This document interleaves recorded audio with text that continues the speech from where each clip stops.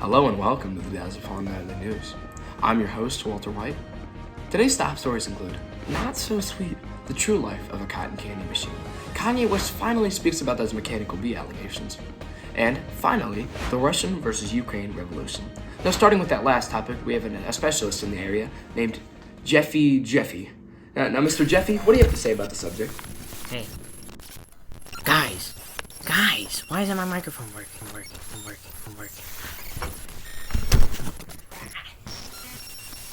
Mr. Jeffy, it seems we're having a little bit of a little interference.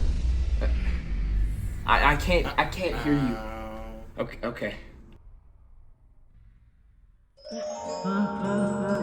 We're gonna cut away from Mr. Jeffy right now, and we're gonna go to a reporter on set in the scene of Ukraine, Mr. David Lekowski.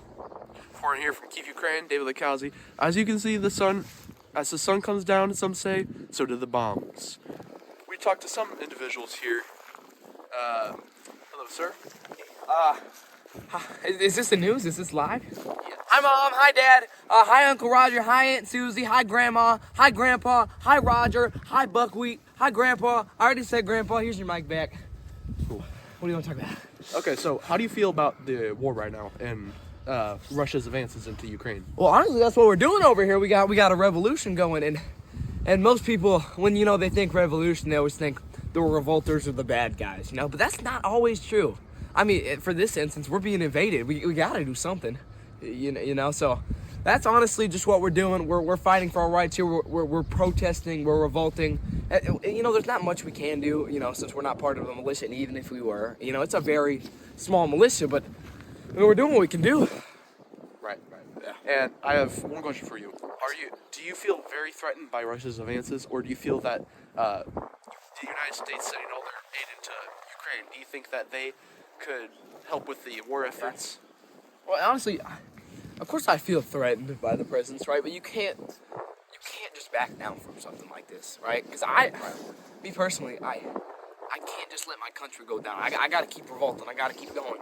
It's like, many of the old revolutions, we used to learn about, or revolutions, we used to learn about this in school. I mean, most of them were based in injustice, unfair rights, right? A lot of them were based in slavery. A lot of them were based on absolute monarchs, things that had so much power. And Russia and Ukraine are the same, right? You got Putin over there. It's like an absolute monarch. I mean, yeah. It all started in mid-February. Russia was lining the borders of Ukraine with all sorts of military personnel, vehicles, and weapons. And on the morning of the 24th, they invaded. However, as we've seen so far, Ukraine's military is much more stronger than the Russians thought. The United States has shown support for Ukraine's independence.